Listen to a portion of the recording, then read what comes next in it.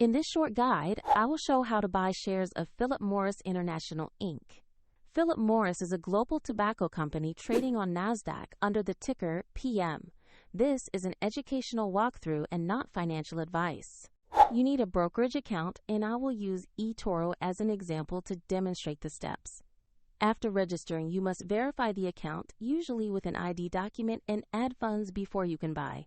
Use the platform search bar and enter the ticker PM to find Philip Morris International, Inc.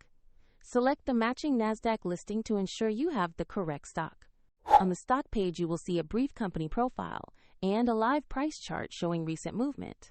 Double-check the company name and NASDAQ ticker PM to confirm this is the right asset. To invest, click Trade or Buy, enter the amount you want to invest, review the order details, and then confirm the trade. If the market is closed, your order may be pending until the next open. And if you lack sufficient funds, the platform will prompt you to add funds before final confirmation. After the trade, your position will appear in your portfolio where you can monitor it. Check the description below for a link to eToro if you want to follow the steps shown.